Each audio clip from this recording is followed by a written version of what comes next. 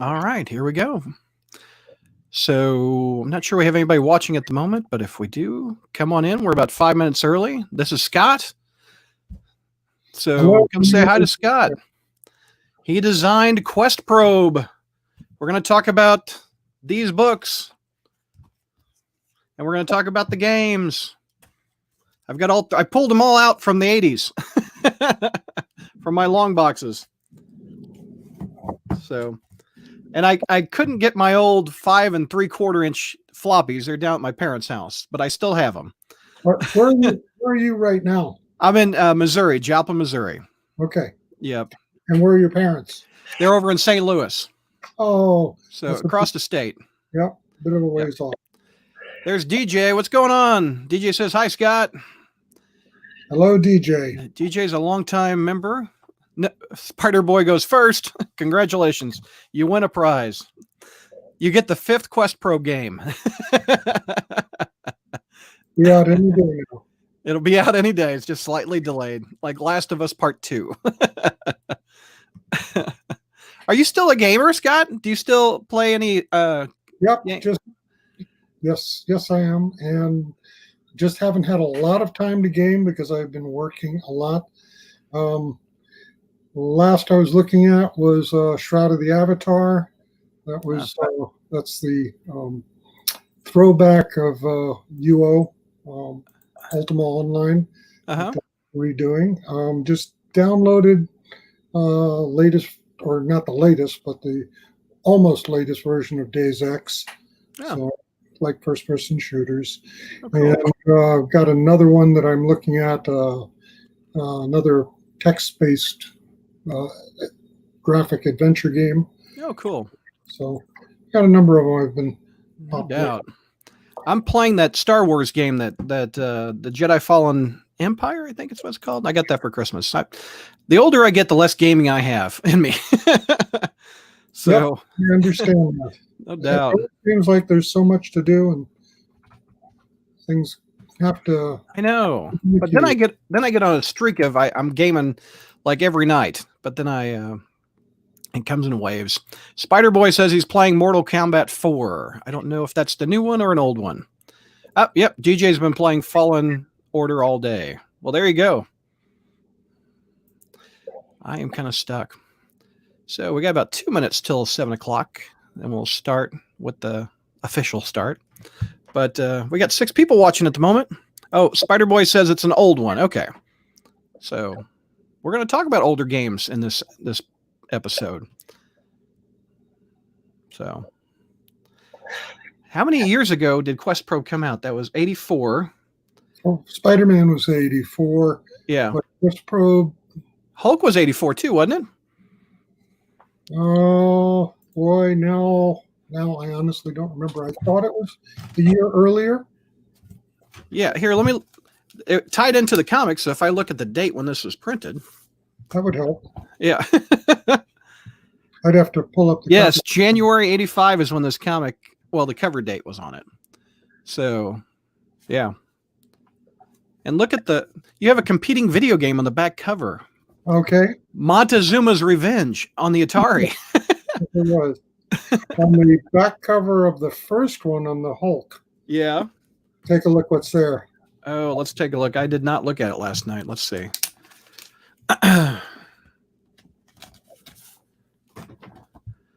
Oh, is that an Activision ad for the stall? Yeah, oh, look at that. Well, What is that you call for a vid time call? Oh, look at that. what I did was I got some major autographs on my copy of that. Yeah. Moon Shooter and Stan Lee autographed it. Oh, that's cool. Right on the floor of the bathroom. I remember here, I'll full screen myself and you guys can see that. So it's like a bathroom stall. I wonder if that phone number still works on the back of that comic. And also, if you look right here under the 900, it says Spider-Man was here. Mm-hmm. So there you go. That's back when Marvel had a lot of video games in their comics advertising. That's cool. For the video game market. Yeah, no doubt. Okay, here look, I got distracted by the comics. We got comments coming in. Hi, Brad. Spider Boy was the first to comment because it appeared yesterday in my news. You guys are fighting about who's first. 84 was the year DJ was born. Wow. Eddie says, hi, Scott. Hey, Eddie. Good to see you. DJ Glad you can make it. 84. There you go. Okay, so it's 7 o'clock, and we'll get started. So, hey, Crawl Spacers, welcome to an episode I have been wanting to do since I was a 10-year-old kid. This is when I got the Questprobe games when I was 9 or 10 years old. I wanted to know who would put me through this much torture. And his name is Scott Adams. So welcome, Scott. Thank you very much, Brad. I'm very happy to be here virtually as it is. No doubt. Well, you created the Questprobe games, and if you were a kid of the 80s, this was what we thought was going to be the best video game. Before we had no concept of PlayStation 4s or Xboxes. We thought this was the pinnacle, best Spider-Man's ever going to get. This was a big deal back in the 80s. Talk a bit about that for me. Okay. What it was actually Spider-Man was the second in the series. The first was Hulk. You're right. And it was the first time Marvel had licensed its games to be used on home computers. Yeah. And noted they did have some video games before that, but this was the first time for home computer. And so, yeah, it was a big deal, and it was a tremendous fun time doing it. This is technically Spider-Man's second game because he had one on the Atari. I interviewed Laura, who designed that one, the very first one. This is Hulk's first game. This is the Fantastic Four's first game. I mean, you were breaking some ground with these games. Yes. What they did was actually give us the license to the entire universe, Marvel. Wow. And said we could do whatever we wanted. So I said I was going to start with Hulk. And I remember talking to Joe Calamari and Jim Shooter at the time. Joe was the vice president at Marvel, and Jim Shooter was the editor-in-chief. Right. Let's get a little bit of history of your Marvel connection. What was your first introduction to Marvel and Spider-Man as a kid? Or an adult? I don't know. I don't remember because I'd been reading comics since I was a kid. I would take my 25 cents in every week and go and see what was available. Yeah. Either a DC or a Marvel. I love Superman. I love Spider-Man. Those are my two favorites. So it was always a tough choice. Am I getting Superman? 2 Supermans this week, 1 Superman and 1 Spider-Man. What am I going to do? Tough decision. You only had a quarter to spend. That would not get you one comic today. Back then, that was good for 2 comics and paid the sales tax. Wow. So were you like in the late 60s when you got into Spider-Man, early 70s maybe, or? Let's see. I would have been early 60s because. Okay. So you're right at the beginning. Yeah. This was very cool. Very much early 60s. I remember as a kid. Yeah. Getting a sweatshirt, getting stencil art, and designing a Spider-Man logo that I put on using stencil art onto the sweatshirt. So I always my favorite. I love Spider-Man. That's cool. And also let's talk a bit about how you got into gaming. You got into it like right in the beginning, in the 70s is when you started designing software essentially. Yes. Talk about that. Actually, I'd gotten into gaming before that, which some very interesting stories if we want to go into it later. Sure. Like the time I turned a multi-million-dollar radar station into a Star Trek game. Wow. I'm serious about that. Bet you they weren't happy. They were extremely happy. Oh, they were? Because you hacked it or what? No, I was working there. I literally saved the company's rear end, as it were. Yeah. We were working. I can talk about it now. It's long. Sure, feel free. Declassified, but I was working. It's declassified. This ought to be good. It was work being done for Space Defense Command. Wow. Which is based in Colorado. If you've ever seen Stargate, when they go into that big tunnel, well, that's Space Defense Command, or was. I don't know if it's been renamed since then. I worked at a radar station. It was part of their network, and it was run by a civilian company that had the contract. So I was technically there as a civilian contractor on site as the programmer for the computer. Hmm. One second, I got a pop-up I want to get out of my face. You didn't have pop-ups back in the 70s. No, I really didn't. Okay. Are you still there? Or did Yep, we? I'm still here. I'm in a tab somewhere. Can you still hear me? Yes. Oh, okay, cool. There we go. We're back. Okay, cool. So this was back in the 70s. Right. And I was a self-taught programmer from early on. Wow. My story goes way back. My first game was back in the 60s.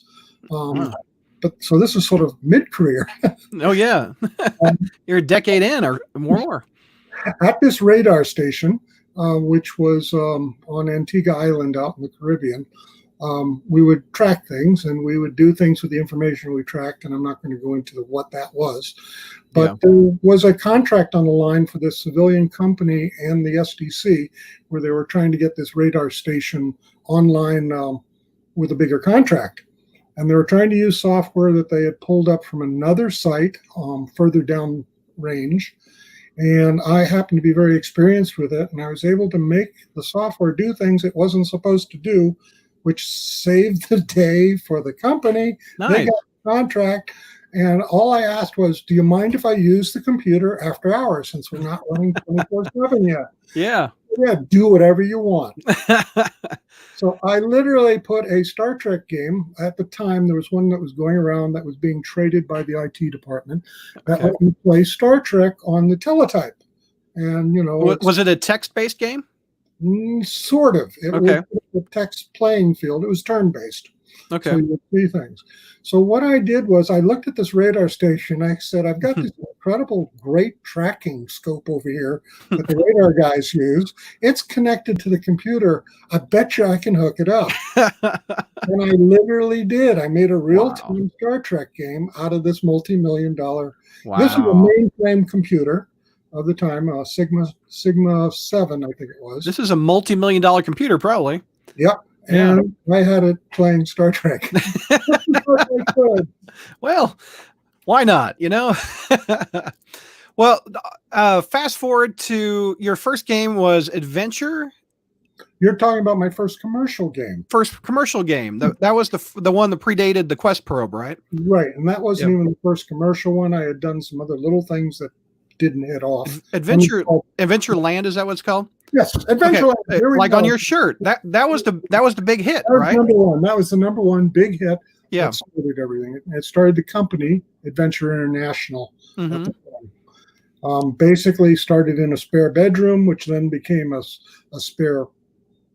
Well, actually, a spare bedroom, and it just sort of grew from there into the living room, into a strip mall, and then at one point we built a geodesic dome, and it was housed there. Did it look like the one the Hulk was trapped in? Yes, I've been trapped in there before many a time. Yeah. So Adventureland, I haven't played that one. Is that one very similar to Questprobe, or it's text-based with graphics mixed in? The original game was completely text-based. It was written for TRS-80 Model 1. Okay. 16K of memory, and really the TRS-80 had limited to no graphics. Yeah. So, and it didn't even have upper and lower case. It was all caps. Oh, that's funny. And TRS-80, were those the Radio Shack ones? Yes, it was. Okay, because my grandpa and I had one of those, and we took 3 days to build essentially a screensaver for typing in code of fireworks on the screen. I remember in the 80s. Yep. I think that's the one we had. Then we upgraded to the Commodore 64, which is what I played the Questprobe games on. Yes. So, yeah. So Adventureland is a hit, and then your name is out there. Did Marvel come to you, or did you go to Marvel, or how did the deal come about? Marvel actually came to us. That's a good thing. Yeah. They called and said that they wanted to have somebody come up and talk to them about the possibility of doing some licensing. So I decided this sounded important. So I was the one. So I went up there and I met Joe Calamari. He was vice president of Marvel at the time. I think he later went on to become president. Really nice guy.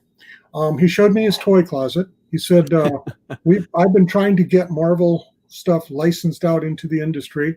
And we went into stuffed animals, we went into toys, and literally he showed me the closet of all the samples people would give. Oh, that's funny. They mentioned they had done a video game, and he said, now we're seriously considering getting into the home computer market. And everybody we've talked to says Adventure International is the people we need to talk to. Nice. So it was like, okay. Well, that's a good word of mouth. Yes.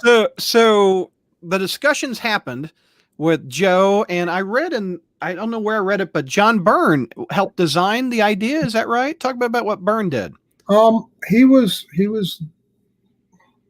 I met with John briefly. He was primarily in charge of, I think, the story and inking. Okay. The overarching storyline and everything that went with it was totally within our domain. Okay. So do with it as you want. And so I came up with the concept of the series, the name, the characters, everything. So Chief Examiner, that was you. Yeah. Okay. Got it. That was kind of fun too. So when was the meeting? How long did it take to get the concept going? Like the Chief Examiner and going to a portal? I don't remember the timeline. I'm thinking it was on the order of a month or so because I was in doing some other things at the time. Yeah. And I wanted to come up with something that was going to work. One of the things that I requested, and they were kind of surprised, but they acquiesced to it, was that I asked for a personal subscription to every book they were publishing. Nice. And they said, well, yeah, we do send out subscriptions, but we sell a lot of different titles. This is going to be a lot of books. Yeah. Well, I really want to immerse myself. The other thing they did, which was really amazing, was something called a title called Marvel Universe. They had not released it yet. It was still in the design phase, and they gave me a pre-release copy of it so that I could see all the characters where they fit in the Marvel Universe. Nice. And what they did. And that was very important for me. It's like a handbook of each character. Yeah. Yes, it is. So that was cool. I remember reading those in the back in the 80s. Jonathan says his computer at his high school had Half-Life multiplayer deathmatch installed by someone in the school system. We played it for a year without them knowing. So it seems like this is a trend. Yes. Where there's a gamer, there's a way to get a game. Exactly. So you get the idea and you say, how long does it take to build this first Hulk game? I mean, what went into it? I'm going to share some graphics of the Hulk game up here. So let's take a look. I don't remember the time frame that well. I do remember back then that on the average, it would take me 1 to 3 months to do a game. I picked Hulk as the first title to work on, and Marvel was kind of surprised. Yeah. Like, why are you picking Hulk? It's a good property, but it's not our premier property. Spider-Man is. There's your name right at the front end. Do you see that? Yeah. So it really was me. There it is. Yep, that's you. So Hulk, you picked Hulk because why again? I'm sorry. I didn't give that. I didn't mention yet. So the bottom line was I told him the reason I'm picking Hulk is I really want to do Spider-Man justice. I want Spider-Man to be as good as it possibly can be. So I want to make my mistakes with Hulk. Oh, okay. And I've got a new technology I'm developing that should be ready about the time Spider-Man is ready for me to start working on. What that is right now, the game you're playing allows just 2 words. Right. Spider-Man game was a full sentence parser. So in Hulk, you could say, pick up chair, and it might, and then it says I have the chair. And then you say throw chair, and it would say at what, and you would play at door. With Spider-Man, you could say pick up the chair and throw it out the window. Oh, so you could do a sentence. Got it. Made a big difference. So this, took me forever to figure out to lean back in the chair and then bite your lip. I mean, what are the keywords that you typed in to make that work? Bite lip. Bite lip. So it had to match bite lip exactly, didn't it? Or something similar. It would allow, somehow you had to hurt yourself to get mad. So could you smack yourself, or what's some codes that would? Your hands inside. You would? your hands are tied. Oh yeah, your hands are tied. Here, there's even a picture of it behind. Your Yep. hands are tied. So bite lip pretty much is it, isn't it? That's there may have been a couple of other different ways, and honestly, I don't remember now at this point. But then I remember the gas filled the room after you hulked out, and then you were back where you started. And then if you go outside, I think you die, if I remember correctly, outside the dome As Banner. as Banner. But if you're Hulk, you don't. Okay. So for people that never played these games, give me a little summary of what they are, about who the Chief Examiner is and what they do. In this series, there's the concept that some alien has come to Earth looking for something, and he's noticing superpowered characters running around. Right. He wants to know more about them. So what he does, the Chief Examiner has this field that he gets into a fight somehow, and he gets those characters to go through that force field, and suddenly they pop out on the other side, none the worse for wear. Right. If you bought the comic book back then at the time, it would tell that story. Right. And you'd see everything that was going on, who the Chief Examiner was, Natter Energy Egg, the biogems, all the other things that went with the series. Right. But what happened when the character went through that glowing field was going to be reserved for playing the game. Because the game is what happens when the character goes through that field. So the tie-in, there was a very close tie-in. We did not release the comics with the game originally, but later, especially in the UK, there were mini versions of the comic that would go along with the game. So you could read the comic, get to the part where you play the game, and come back to the comic, or do it in whatever order you wanted to. Right. And I've got some pictures of that, what you're talking about, where he goes through the portal. So the Hulk goes through the portal in this. It scans him. He comes out on the other side. So your game takes place in between the portal jumps, right? Inside the portal. Once he's been scanned, what does the Chief Examiner do with that scan? Exactly. So I also saw that there you are. Look at you. You're in a Marvel comic. Look at that. Yeah. It was a real honor to work with Marvel. Not only did they let me be in the comic and have a byline on it, I did, like I said, I did actually write the comics. I didn't do the art. I didn't do the bubbles and everything else, but I wrote everything out. The amazing thing that a fan pointed out to me just a couple of years ago was I developed a lot of new characters in these comics.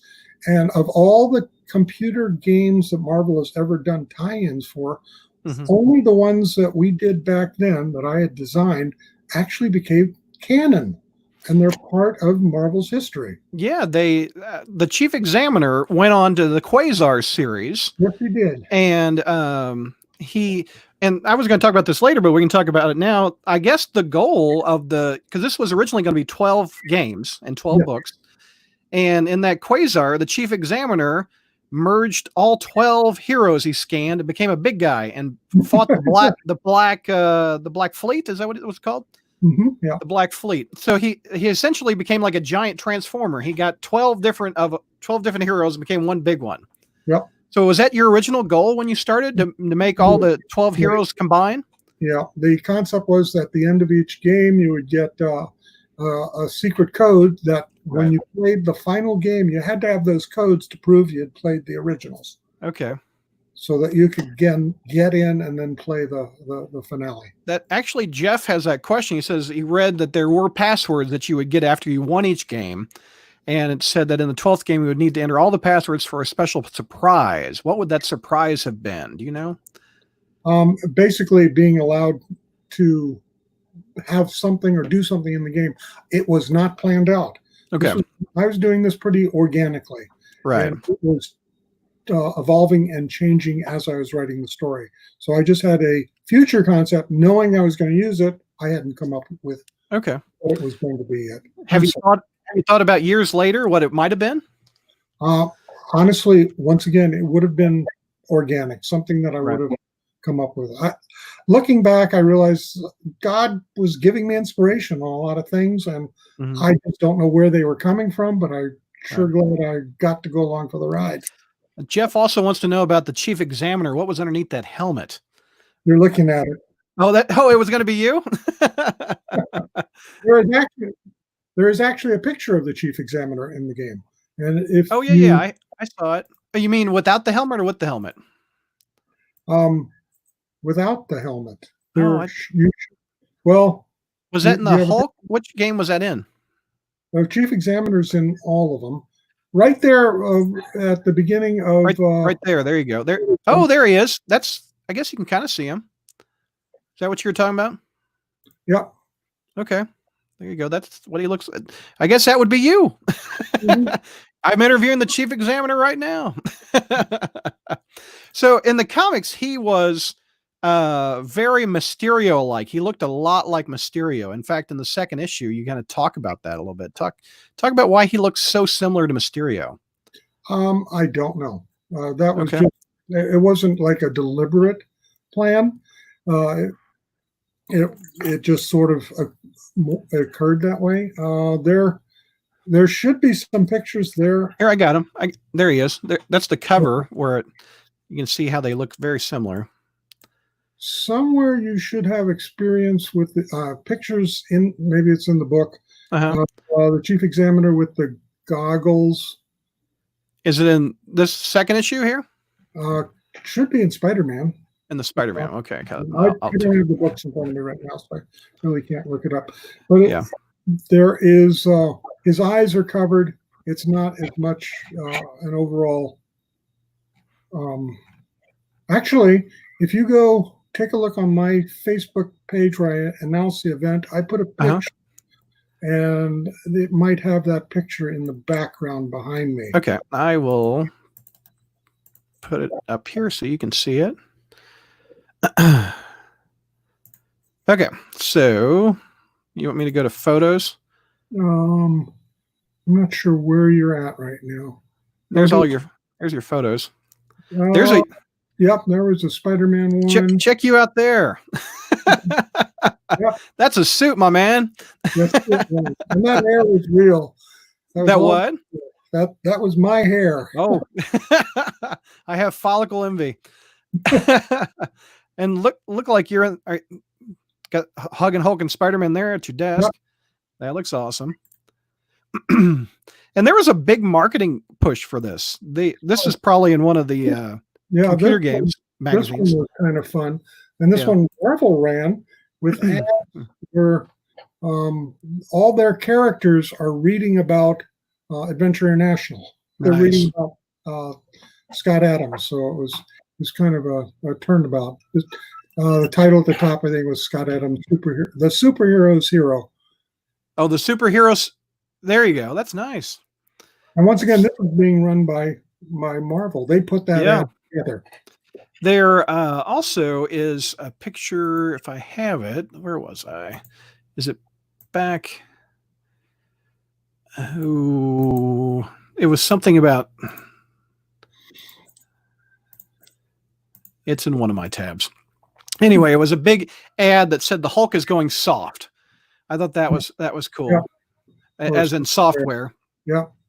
So anyway, just a big push by you and Marvel to get these games out. Mm-hmm. And we had just come from the Atari. People were going into the Atari to the personal computer a little bit more before the crash, right? Well, this goes further back. The Atari that the game came out was just the video game. Right. Atari then later came out with a home computer, which is different. The original video game was simply a plug-in cartridge, pixelated type 2D scroller type game. Later Atari came out with a home computer, which this game, the one that I was working on, played on. We played on all the major home computers of that era, which was Apple, Commodore, Atari. We even had, the interesting thing was, we even had versions of the game that were non-graphic oriented, because originally it's a text game. Right. Well, the graphics are add-ons, so you could play it on your CPM machine if you wanted to, your business machine, and so forth, or your XIDI sorcerer. What computer had the best graphics, do you think, For the time, for the game? at that point, I would say the Atari ST. I Okay. was able to get Madam Web in there, and it was Yeah. incredible. If you ever get to see this game playing I, on an Atari ST, it is gorgeous. I had a queued up for the Apple. I've got talk a bit about these. This is a gem and an egg. Talk about what the gem and the eggs are. The idea is you're trying to get the gems, and the Natter energy eggs are there to protect it. Mhm. And if you can't protect it, it's going to destroy it. Okay. And they are they sentient? Or like, because I think the gem is kind of evil. In one comic, it was. It in the games, it's left unsaid Okay. because I wasn't sure which direction I wanted to take it. Okay. Gotcha. So I never finished the Hulk game. Tell me what happened to the Hulk. I don't remember. Here, I've got it right here. He eventually gets out of that dome. Yep. And the gas is hitting him again. Let's see. The room is still filling him up. There's an exit. I remember Ant-Man and Doctor Strange also came in. Yes. I never got to see those until YouTube. One thing that frustrated me as a fan, there was no internet to find a clue or how to advance. You just had to keep going. Yes. I read that you had a hint book or something you sold back in the 80s. Did that give some clues? And yes, it did. It was the original hint books were text-based. You could buy it either as a book or a sheet, depending on if you just wanted one game. Right. And it would give you coded messages. It would say, "Are you stuck here?" And then underneath would be three or four things with a bunch of numbers. You take those numbers, and at the bottom was a dictionary, and you had to fill the words in. So you didn't accidentally read hints ahead. Got it. How many keywords did you have to put in that programming that would advance you? I mean, is it like a dozen or 2 dozen, or was there a lot? Are you talking about while you're playing the game? I mean, when you were coding it, when you were making the game, I mean, there had to be like X amount of code words. There were hundreds of vocabulary words that it understood. Wow.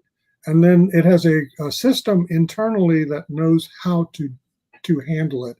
Mm-hmm. What I did when I was doing this originally was I literally invented my own language, my own adventure game language.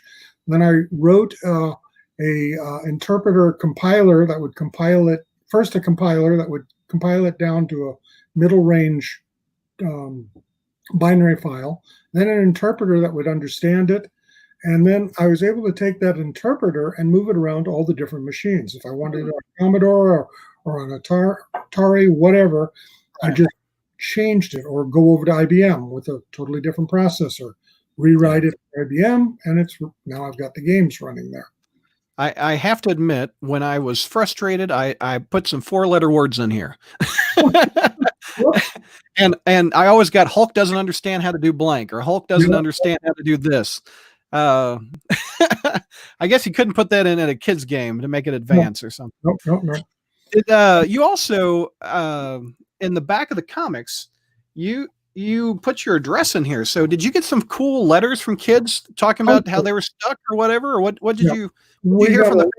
We got a lot of mail, and we also got a lot of phone calls. Oh, yeah. Number in there. I rarely interacted with these. The staff would take care of it. We were a fairly large company by this time. Right. Literally a multi-million-dollar company.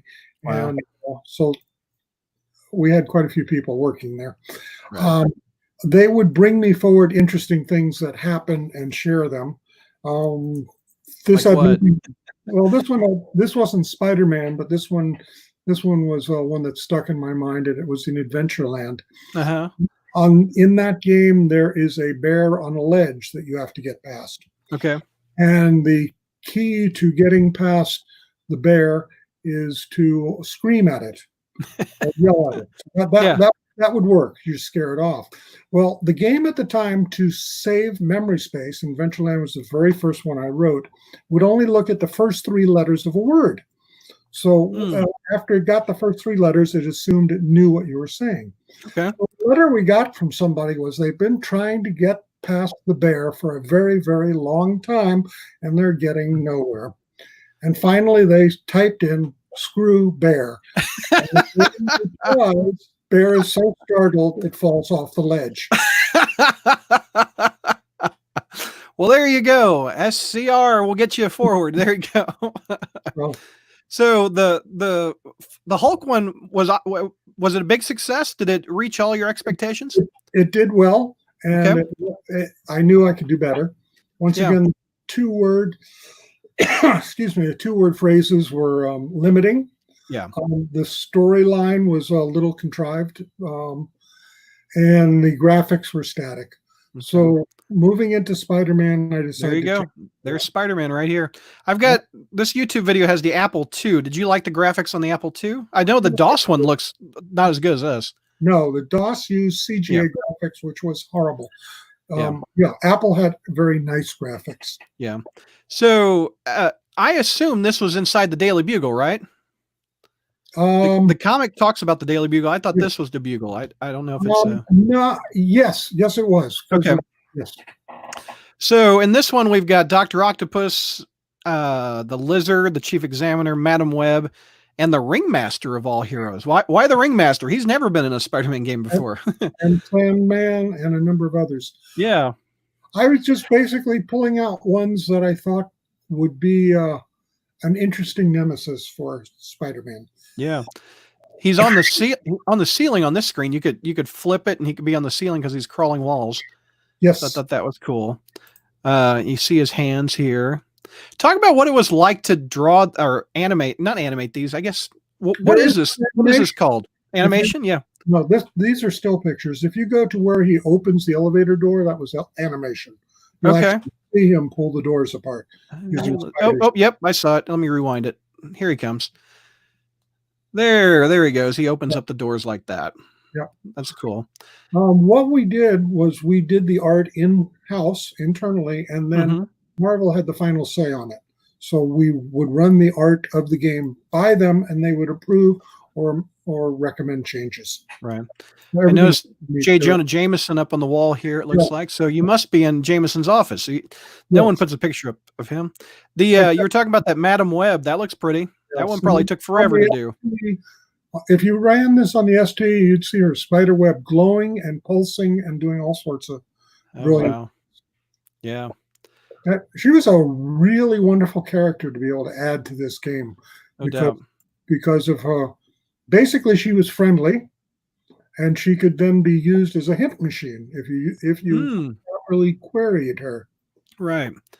And the goal of Spider-Man was to get out of the Bugle. What was the tell me the purpose of this game? What was your mission? I'm trying to remember now. I know you had to get a certain amount of weight on a scale, and I think maybe you were trying to save the eggs. It's once again, this has been a while, and I haven't played it myself. That picture right there was one of the ones I had the most fun with. That's fighting Mysterio. Right. Because where it looks like he's outside on the building, he's really not. He's still inside the building. Right. And Mysterio is throwing an illusion at him. Right. And he's confused with the Chief Examiner looking very similar, etc. Oh, we've got an animation of a web going. Let's take a look at this. I think it's coming up after that. How many hours again did you say this took with you and your team? This was probably 3 months. 3 months, yeah. At least of effort. It may have been because the comics were released every 90 days. So was that the time frame that you guys were looking for? Every 90 days release a game? Yes. Okay. And so that we'd be tying in. Yeah, no doubt. What is he trying to hit here? What is this thing? The fan. It's fan. Okay. He was trying to stop the fan. Yep. Got it. And he's eventually going to run into his baddies over here. You got Doc Ock and Electro. Yep. So they're typing in, what do you grab Octopus? I've got Octopus. Other arm clings to presses. So he's in the printing press, it looks like, of the Bugle right here. Yep. So we're to use each one against the other. Use their powers to neutralize the other one. Yeah. Michael wants to know, did anything keep Scott from evolving his games from mostly text-based to more graphics-based and less text? That's the games were always text-orientated because we were shooting to be able to still run on the least common denominator, and that was anybody who could read could play. Yeah. The graphics were fun, but they were always just added on for just extra, as it were. I have gotten mail over the years from blind players who appreciated being able to have text games that they were able to play too. Wow, that's cool. From that point of view, it was kind of neat. No doubt. And this is kind of a lost art. I mean, everybody is button punching these days, aren't they? Yeah, instead of typewriter or typing. Yeah, Twitch games are popular, but interactive fiction, text adventures, still are going strong. There are still a lot of people that still enjoy critical thinking games. Right. Basically, when you get down to it, it's a puzzle game. It's a critical thinking game. Right. You're planning and thinking, and you're understanding your environment and trying to overcome problems. I found Hydro Man. Here's Hydro Man. Yeah. I'm trying to find Ringmaster in this video game, in the video on YouTube also.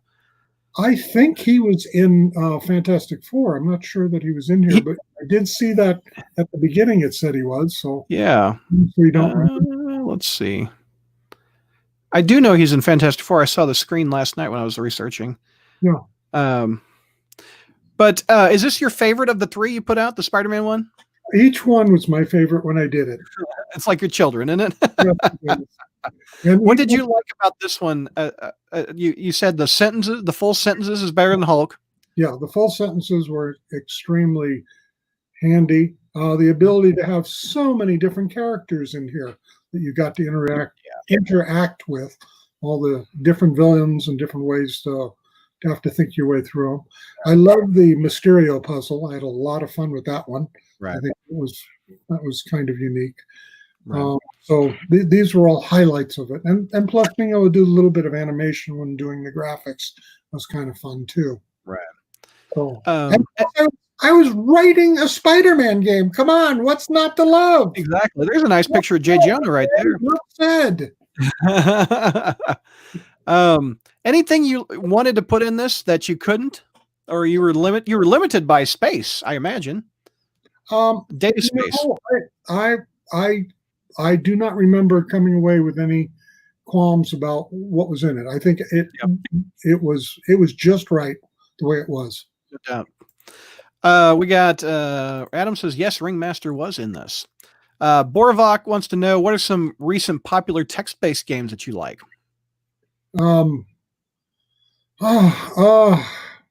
brother. Okay, now I am drawing a blank because I was just starting one. Borak is a game on Steam, done by an indie company that I can definitely give a shout out to.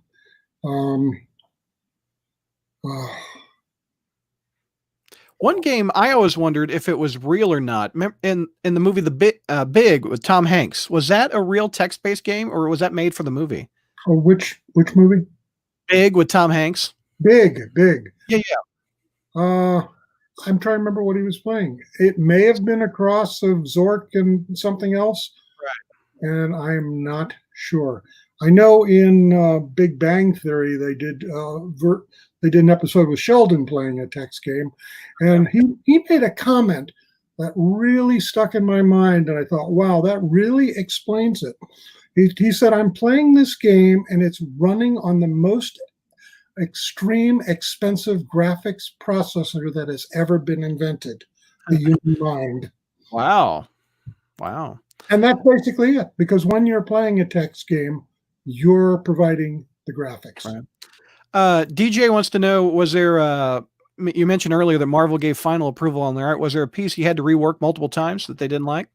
I don't know if it was multiple times, because I wasn't doing that. I had an art guy that was doing the work, and he would send it in and make changes. So I really wasn't tracking how much rework I was doing. Yeah. Eddie wants to know, was Marvel the only brand tie-in with your adventure games? Did you have any other brands or pop culture that you had attention for potential crossover to gaming? Yes, we did. Buckaroo Banzai. Oh, wow. There you go. Heard of that little flick. This is another case of they coming to us. They did. They came to us just like Marvel and said, we are going to be making a cult classic movie. And everybody says if we want it on home computers, you're the one to do it. The interesting thing was the movie bombed at the box office, but now 30 years later, it's the cult classic that they wanted it to be back then. But we did the Buckaroo Banzai tie-in. So that was fun. Spider Boy wants to know your thoughts on the Atari Spider-Man game. I never played it. I think I looked at it. It was really pixelated, and at the time, I just didn't get into playing it. Unfortunately, once I started writing games that became very popular, it was very difficult for me to find time to play games. Right. And so it kind of restricted me. I remember once taking off 2 or 3 days from work, going home and just playing a game that I had picked up for the Apple, and that was Wizardry. And that I loved that. That was a lot of fun. That was a look ahead of what the RPGs of the future were going to be like. So I found some more pictures here. I'll pull it up of inside the comic of the egg and the gem that Biogem and Natter Energy Egg. There you go. And why I called it that, I have no idea. you picked it up out of the ether. There you go. There's Questprobe. That was a where's the name Questprobe come from? I have to say it was inspired by God, because I have no idea how I came up with that. Yeah, but anytime Spider-Man, he sensed evil, I won't help it, I won't, and then it explodes. Talk about why it explodes. That is the That is the Natter Energy gem that is protecting the biogem. Okay. It is. It's either going to. You're either going to get it or it's going to destroy it. Okay. Also, we learned in that comic that he's the chief examiner, just kind of floating. There's nothing there. Mm-hmm. He's kind of a I don't know what, a probe that I forget what the guy's name is. The character, I had it down on my notes. It starts with a J. The guy on the planet. Here, I got it right here. It's Durgan. Durgan, that's what his name is. Yes, Durgan, yes. Durgan. So Right. Durgan is controlling the chief examiner. Right. Right. So he's inside the computer on his planet. Is that what I'm gathering? It's been a while, and Okay. I remember the sequence there. Right. And there was actually a point at one time that I was going to name my son Durgan. Oh, well, there you go. Ended So up- here's a couple pictures of there. And like we were talking about, you wrote the answers to all these questions that kids wrote into you on the letters pages. There was a letters page, yes. Yeah. So how did the Spider-Man game do? Did it do better than the Hulk, or? It did very well. Okay. It was indeed one of their best known properties. So I Yeah. do not remember the sales figures, and so I really can't help with that. But it did so well that you did a third game. Yes. So let's talk about that one a little bit. I'll pull it up right now. There we go. So you did the Fantastic 2. You didn't do the whole 4. You did. You did. It was time constraint and technology constraint, because every adventure game that I've ever written, every time I write a new game, I try to do something I've never done in any game before that. Okay. Spider-Man was pretty obvious, the new technology breakthrough with the parsing of the sentences and animation and all that good stuff.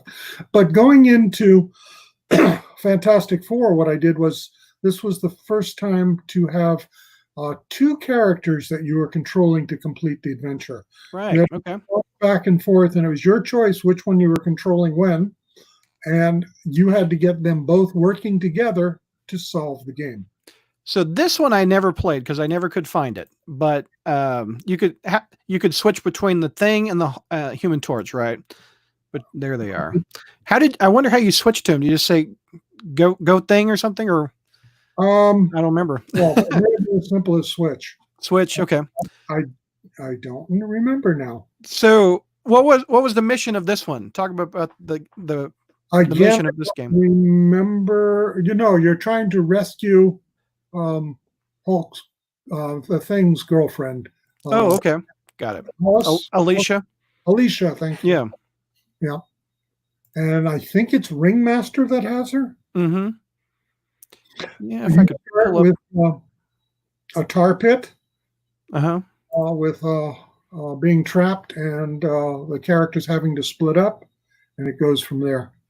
Gotcha. I notice there's a dome again in this one. Okay. Those elusive domes that I kept getting stuck in the 80s. So here, I'll try to. There's the Thing.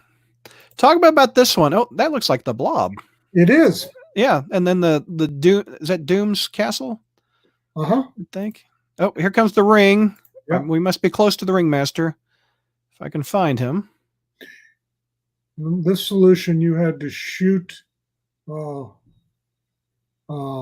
Thing through it from a cannon from Ringmaster, like the man in the cannon shots. Right. And you had to get the Blob out of the way because, as you know, the Blob's immovable. Right. Oh, yeah, there you go. You must have gotten that from those Marvel and Universe. Well, all the titles I was reading at least 30 books a month. There you go. There's the Thing. You finally got through. Talk about what was different about this one as opposed to the other one. You said you could switch characters. Can you do more text than the Spider-Man one? It was the same. It was still the sentence processor. Here you can see taking advantage of multi-frame pictures. Right. There's the Thing looking. Let's see. And so I guess it would just be too much to have 4 characters juggling. Yes. So I think I read that you wanted to make a future game with the Invisible Woman and Mr. Fantastic. Yes. So the number 4 in the series was X-Men, and actually did get it started and had a major section of it done. You do a web search, you can actually find a review of that partial game. Oh, there you go. There's look at that. That's cool. So there's screen caps of the unproduced X-Men game? Yep. Oh, I did not know that. Let me do a search for that. Somebody was interested in it, so I gave them the game as it was at the time that stopped work on it. Write a review. Don't know if I can find it easily. I don't have it. Yeah. It might not pop up at the top of a. Anyway, that was cool. Oh, here's some. Pull this up.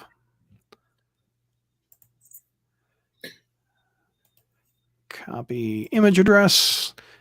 We were talking about how the Madam Web is one of your favorite. This shows you different versions of what the computers look like. Yes. So which one's your favorite? It would have been the Atari ST. Once again, not only was her web pulsating and everything, you could grab the screen that the picture was on, literally, and just roll it up like a window blind, and the text would be behind it or lower it down. That's so you cool. could have as much text or as much window as you wanted. Nice. So talk about the third one comes out. Was that one not a success? Did it not sell very well? I mean, that was the last one you put. Okay. Industry at this point was then starting to take a dive. Right. And this was during the crash of the technology, primarily because too many people were trying to get into it and not enough consumers for all the different platforms and software that was becoming available. Wow. So, and the company went bankrupt because of that. Talk about that. Was it just? Well, there was more to it than that. One of the things was along the way, we had had a relationship with Commodore. where when they came out with their pet computer, it was a nice start, and they realized, hey, this is taking off, and they came up with the idea of the VIC-20. Yeah. That was a really inexpensive computer that they wanted to get out to get into the marketplace, but they needed titles because the game had limited amount of memory. It had something like 6K of memory in it. It was very little graphics. The text display wasn't very good, so it really wasn't a very powerful machine. But they needed something to highlight it. Yeah. And again, this was a case of they approached us and said they wanted to put the adventure games on it. And I said, well, that's kind of impossible. You don't even have enough memory in the machine. You Right. know, 16K, you got 5.6. And they said, well, what if we put it on a cartridge? And I Oh. went, oh, interesting. Okay, how big are your cartridges? And I think they had a 12K cartridge at the time. Oh. It was enough so that the game could be put totally in the cartridge, and the memory could be used for the scratch pad as it's running. Mm-hmm. There was no graphics, so it was like, yeah, let's give it a try. So the first 5 titles of my classic series were then put as cartridge games onto the Commodore. We had a great run with them, made a lot of money. Yeah. Things changed. Down the road, the founder of Commodore decided that he wanted to make even more money. He heard about the Marvel license that we were doing. He convinced both us and Marvel that we were too small for this IP and that really they should be the publisher. Oh. You're writing it, and they would publish it not only for their computers, but all the other computers. And so both Marvel and us agreed with a lot of caveats and things in the contract to make sure they performed. Commodore did not perform, and they had to pay 10 cents on the dollar basically of what they promised to do. Huh. That was a considerable financial shock to the company. Yeah. Because we were given over the publishing rights to our number one seller, and we're now getting back just a pittance of what we were expecting. Yeah. Well, that didn't help at all. No. The so Commodore wanted to produce these games, and you would write them. Is that what they wanted?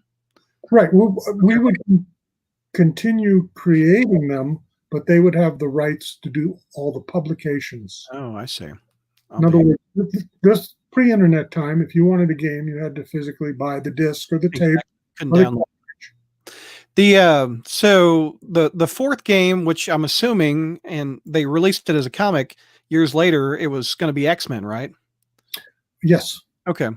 So Jeff says he played a draft of the X-Men game. It was a maze, and you played as Magneto. Were there graphics made for the different X-Men? There was going to be, yes. Okay. Do you know what X-Men is? It the ones we're seeing now would have been? It probably had to have been Wolverine. He had to have been one of them. Honestly, now I don't remember because I think you start with Nightcrawler. I remember he was definitely in there. I'm sure I was going to be using some of the major characters, but Storm and Rogue.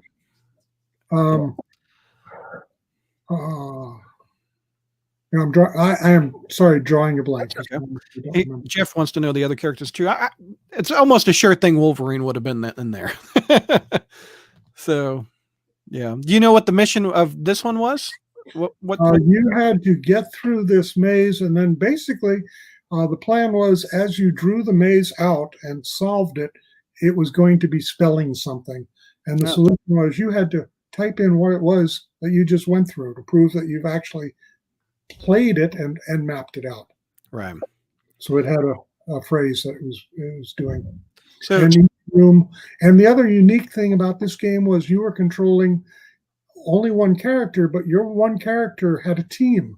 You were collecting these X-Men that you could tell to do things for you. Oh, yeah. With that fourth game, you would have had a lot more than the thing in the Human Torch. You would have been messing with more characters, I imagine. Right. But instead of actually playing the character, you would simply be giving them commands, sort of. Right. Jonathan says 12K memory. Wow. My Word documents have more memory than that. Emails do. Wow. That's funny. Before we wrap up tonight, I also want to talk about what I'm currently doing too. No doubt, no doubt.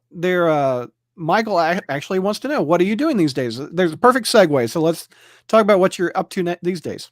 Okay. For starters, my wife and I have founded a little studio. Can you see the sign behind us back there? I will full screen you. There you are. Okay. This is, go the other way. There we go. This is Clopas. Let me just move the camera just a little bit. Okay. Sort of rolled down there.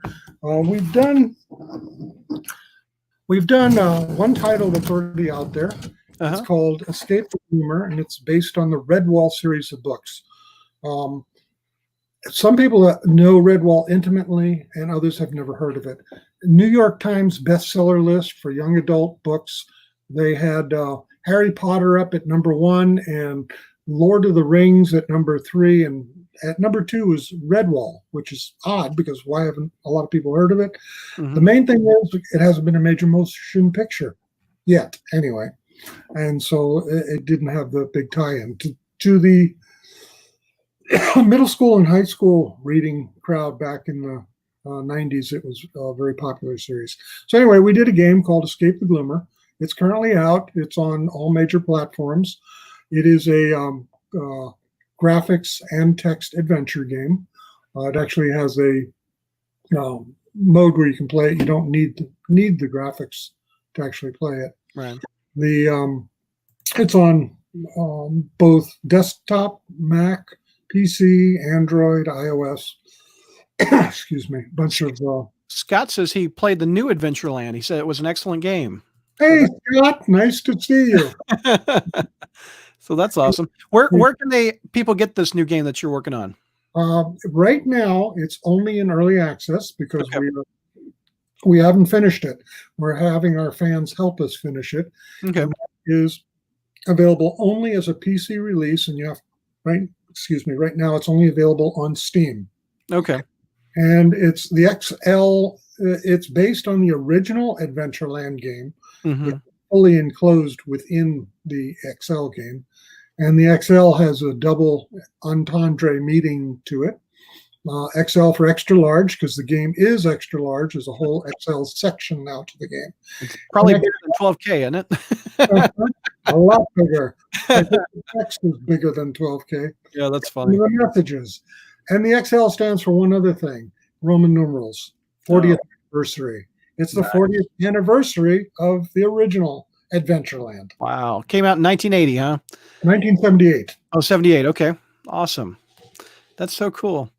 Let's see. Eddie wants to know if there was any Easter eggs in your Marvel games. Could be. Do you remember them? Could be.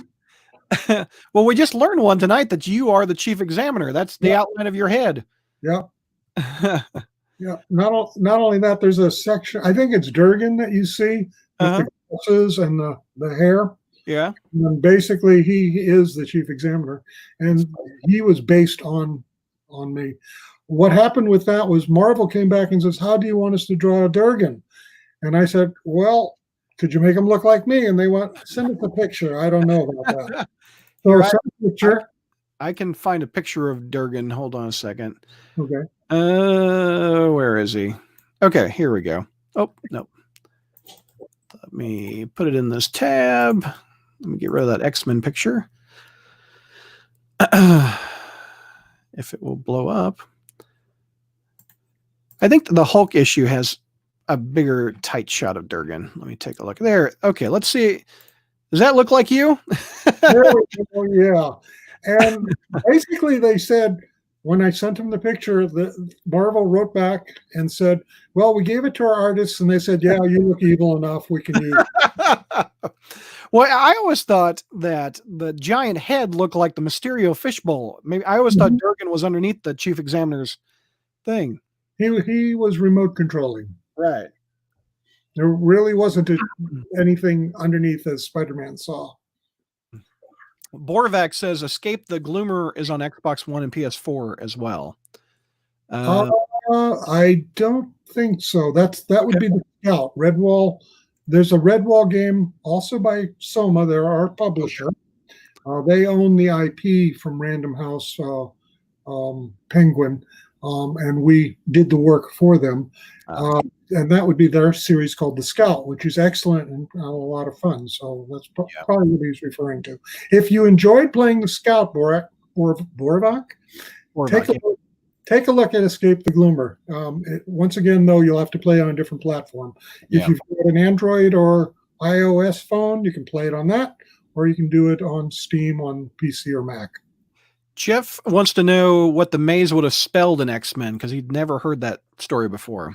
It's in the review. So your mission, should you choose to accept it, is find that review and see what happens.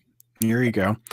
There, interesting thing I found. Here, I'll pull it up. This website, giantbomb.com, has so many different pictures of ways it was produced. You produced the game out on cassettes, it looks like. Yes. You had what were they, 5 3/4 inch floppies? That's what I had. Yep.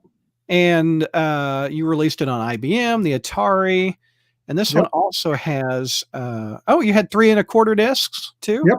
For PC. For this one says Atari ST. Oh, look. Okay. The ST was also. Yeah. So this is the way I bought it right here in the Load and Go software. Mm-hmm. There weren't any instructions in those Load and Goes. No. That if you bought it in the bigger box, there was instructions, but this was literally, as they say, load and go. So let's see, and this gives you a sample of what the different artwork looks like of Spider-Man. Like, look at that one. That one looks. Oh, there's Sandman. Look at that. Yep. And for instance, the Lizard does not look as good as we previously saw Lizard. Could be, it might have been Spectrum. Yeah, ZX Spectrum screenshots. Exactly. Yeah, that one looks like Spectrum.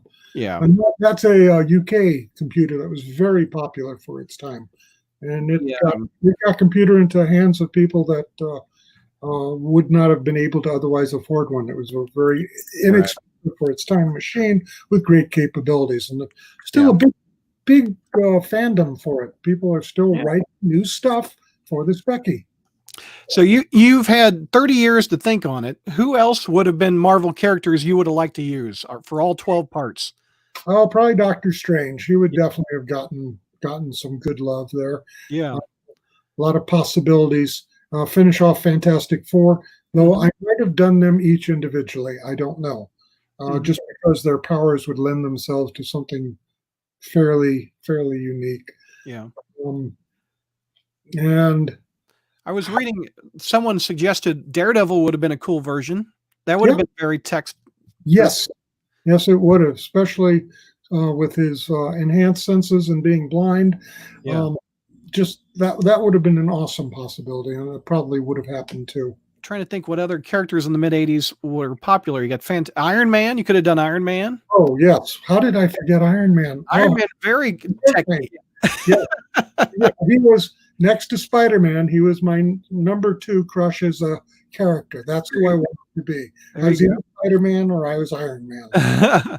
So Iron Man, Doctor Strange, Spider-Man, Hulk, X-Men. We're up to 5. Mm-hmm. The 2 Fantastics would have been another 7. Yeah. I'm not sure going forward. It like I said, doing it organically as the inspiration struck. It would have driven you nuts to do an Avengers. You would have had multiple characters in there if you did an Avengers book.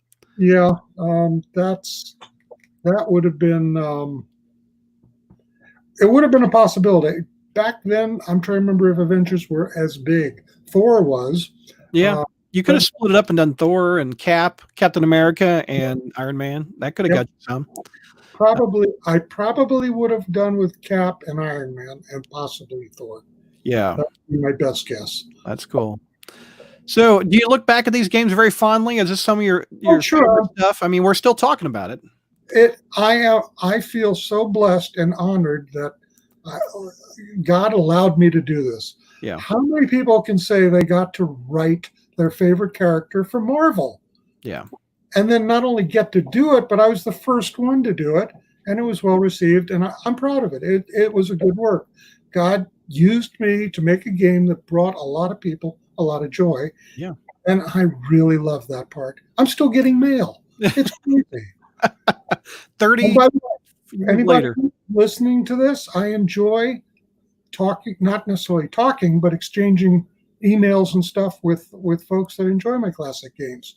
I'm right now, I'm still around, so if you want to say hello, feel free. Yeah. And, I played a lot of video games in 30, 40 years. And this one, I've forgotten a lot of them that I've played. I've never forgotten this one because I was so stumped as a kid trying to advance to it. No. I mean, I was biting my lip. I was getting gassed. I was stuck in a dome. I was stuck. Making you think, wasn't it? Yeah. I mean, I was constantly trying to advance in this game. But did you get letters of frustration from people that they could not get past? Yeah, that's why the original hint sheets were developed. Yeah, because people kept calling or writing and saying, "I'm stuck. What do I do?" And like you said, no internet, so there was no way to find out. What I also found out was it was a great party game. Kids would get together and play it as a group. Yeah.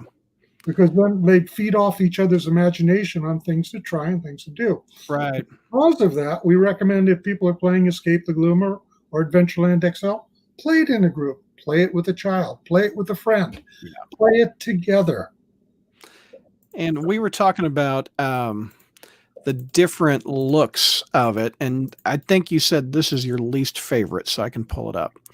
This is the DOS version. Look how ugly that looks nowadays. It's called CGA color. You've got a palette of 4 colors. You got 4 colors on that thing, huh? You are seeing all the colors I could do on that palette. Oh, man. Oh, yeah, here's the animation. He's still opening that door. Yeah. Man. I can't find that version that you like. I don't think anybody made a YouTube video of it. Oh, that's a shame. But it was not as widespread a machine. Yeah. But it was a lot of fun working with it. Right. That's pretty much all I had. We'll take a few questions before we wrap it up. If you would like to ask Scott a question, I will put it up on the screen and he'll answer it for you. Let's see. Did I miss anybody? Spider Boy wants to know, did Spider-Man kill?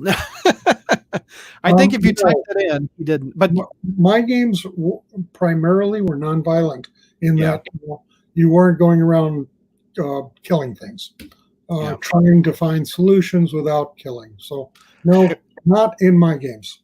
If I remember correctly, the Hulk died. If you hit Hulk die, I see a giant staircase. If I remember correctly. Mm-hmm. Yeah, your character could die. Yeah, so that was X-Men lives. Jonathan says text-based games fell off a bit, but indie developers are still making some games. The House Abandoned is a free, spooky new text-based game. He says. Thank you, Jonathan. Let's see. Scott wants to know any chance for a new Pirates adventure in the same style of Adventureland XL? To be honest, it's going to depend on how Adventureland XL does.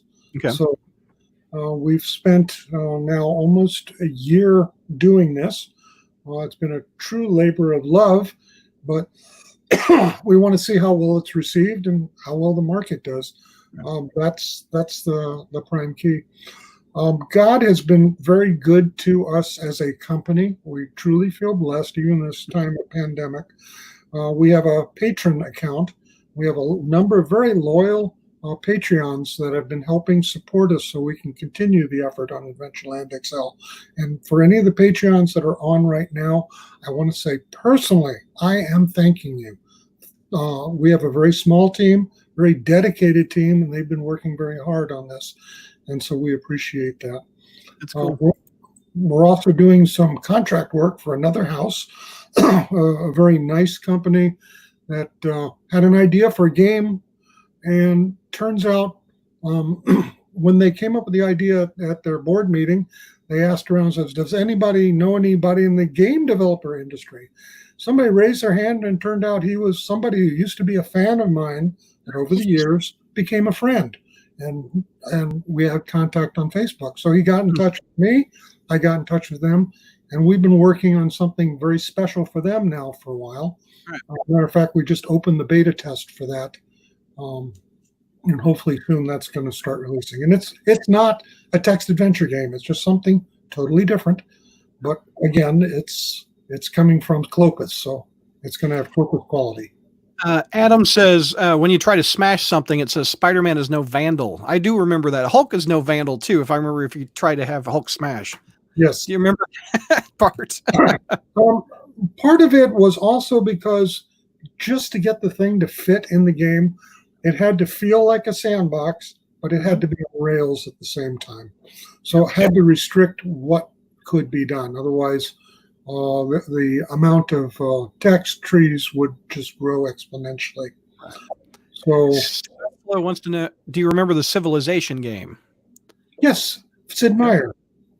I don't remember that one.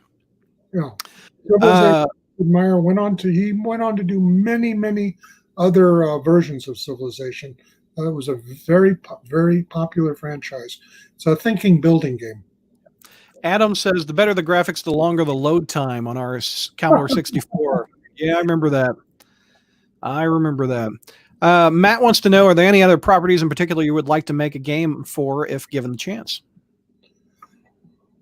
I honestly don't know. That's not something I really think about. It seems like whenever it's time to do something, God opens a door and something comes in. It's not something that literally that I've ever gone out to search for. They come to you. It comes to you. I'll be honest. A year ago, we had wrapped up Escape the Gloomer, put it out on the market, and we were at the point where we were starting to do Adventureland, but our funding had dried up because we had put everything in doing Escape the Gloomer, and we were at the point where we were going to be closing because we had no work and nothing to do, didn't know where we were going. And literally, I went to prayer and fasting on it, and God opened this door with this other company for this project we've been working on for them, and also opened the door for the patrons to come in and help us.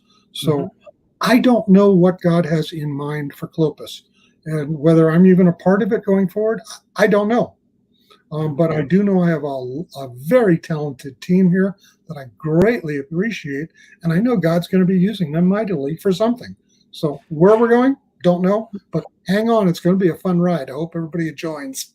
Jonathan says, I found the Steamworks page for your Adventureland XL. I'm going to give it a try. I hope the retro game community can help. Oh, thank you, Jonathan. I appreciate that. Please put the word out. The game right now for Adventureland XL, since it's in early access, has an ET phone home mode. Basically, as you play the game, it sends the save games and the trace files back to us, and we analyze them.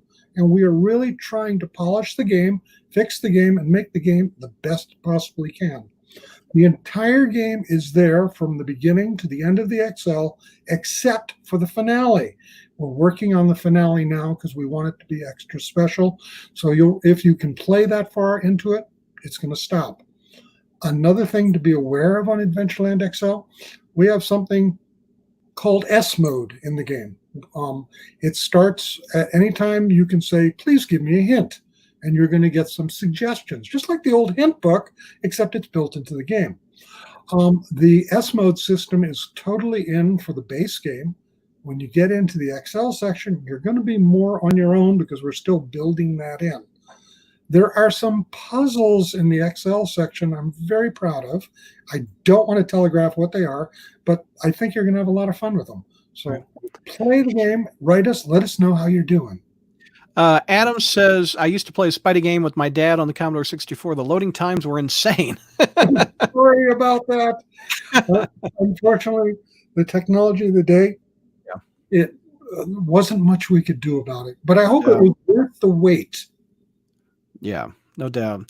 Matt wants to know, was Adventureland a precursor of the Pitfall game for the Atari 2600 by chance? I also remember Mona Zumba Revenge on the type format that I also remember.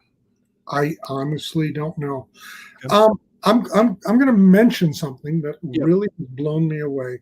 I have been getting emails since literally the dawn of the internet back in the 80s when it started coming alive, 90s, really the end of the 90s when email started becoming alive. And I've gotten a lot of fan mail and a lot of my fans became friends over the years. But some of the letters I have gotten, I would say a good 80% of them say that because of the games, my classic games, they went on into the industries they did. And a lot of those names, if I were to repeat them, you'd recognize because they're now leaders of major video game companies. So it just fills me with awe what God was able to do with the little seeds that I planted. So it's That's just awesome. amazing. Yeah. I don't know if I asked you this or not, but I want to ask you before we wrap up. At the end of each game, you got a code. Is that right? Yes. Okay, because I never beat him, so I never got that code. But and the code would be used in the next game, or would it be used at the very final game? The final 12th game. Okay, I got you. So that would have. I got you. Hey, Adam, I just saw your thing scroll up. There you go. Yeah. Just a quick thank you for saying that. I'm glad it brought you joy, and I'm glad you're able to share that with me now. Yep. Michael wants to know where we can send Scott fan emails. If you guys would like to write to me, you can go to clopus.net, and there's contact info there. My email is scott.adams@clopas.net, CLOPAS.net. So it's Clopas, CLOPAS.net. Let me pull up your website. There you go. Right there. There we go. And you were talking about your Patreon. It's right here if you'd like to support. And you probably have an email. There you go. Connect with us one of these ways. Mm-hmm. And you probably have a contact or connect.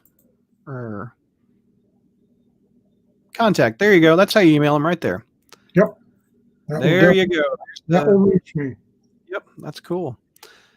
Awesome. Let's see. Civilization is still going. It's tons of fun, says Jonathan. And I don't know if we talked about this one. Pirates Adventure in the same style of Adventureland XL. Did we talk about that one? Once again, yes. Once again, it'll be a case of we have to see how Adventureland goes. Right. I honestly don't know if Clopas will be making any more text adventure games. We don't know what comes next. Right now, we are focusing on getting what we're doing out and doing it as best possible, and we'll see where it goes. Here's a big question. What's your thoughts on the modern video game industry? Do you like the PS4 and the Xbox and the Nintendos and stuff like that? The last PS I got was a PS3, and I had an Xbox. I didn't get the 4, didn't get the Xbox One. Part of it is because I've been so busy. I really can't justify playing games when I'm so busy trying to write them.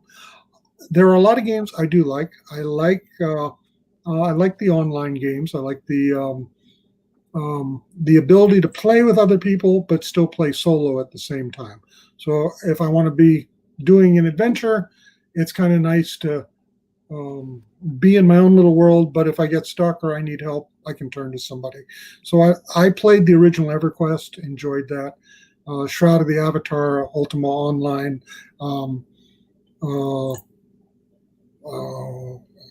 Guild Wars 2. These are all things that are a lot of fun. Some games I find are a little too over the top, and I'm not even going to name what they are, but they're not my style gaming. I do like strategy games. I like thinking games. I like to combat evil. I like to solve problems.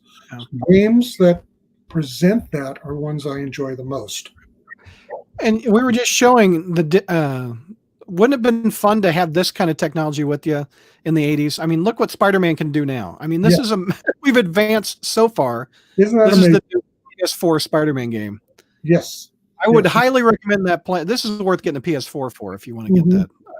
That looks like a tremendous title. It's a lot of fun. Jonathan wants to know if you've ever played World of Warcraft. Yes, I have. I played WoW at the same time I was playing EQ1 and EQ2. My favorite was more the EverQuest series, but I did play WoW enough to see that they had a very good IP there and a lot of fun. My son still plays it a lot. Yeah. Spider Boy wants to know if you've played Mortal Kombat. What's your thoughts on that? I have not. That wasn't one that was really on my radar. Sorry. Matt wants to know, I remember digging in the Hulk game to get mad. Did you do that, Brad? Yes, I dug. Wasn't there a gym in the ground outside the dome that you had to keep digging? Okay, this is a secret that I've probably not revealed in any interview ever before. Oh, here we go. Remember, I may have, may not have, but almost invariably in every one of my games, there's going to be a field or someplace you can dig.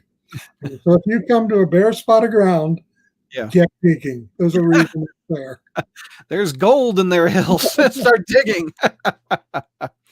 All right. Well, Scott, I think that will wrap it up. Is there anything else you'd like to talk about that we haven't mentioned before? We talked about your Patreon and your new games coming up. And I just want to say a personal note to everybody that is homebound or whatever reason because of this pandemic, that just sit back and think what's important in your life and try to treasure that, because none of us know whether we have tomorrow. Life is short. God has given us a reason to be on this earth.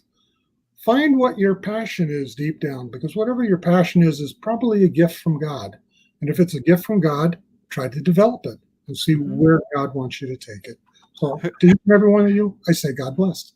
And Jonathan says, Brad with the scoop. Yeah, the scoop is dig. That's what the scoop is. Eddie says, thank you, sir. That was awesome. So, all right, everybody, thank you for watching. This has been fun. It's been 30 years in the making talking to you, Scott. I've been wanting to talk to you ever since I put that in my Commodore 64. I'm like, who did this to me? And this is amazing, Brad, that we could do this. And thank you so much for having me as a guest. I feel honored that you reached out to me. Oh, no problem. I'm honored you talked to me. So thank you, sir. All right, let me hit stop broadcast.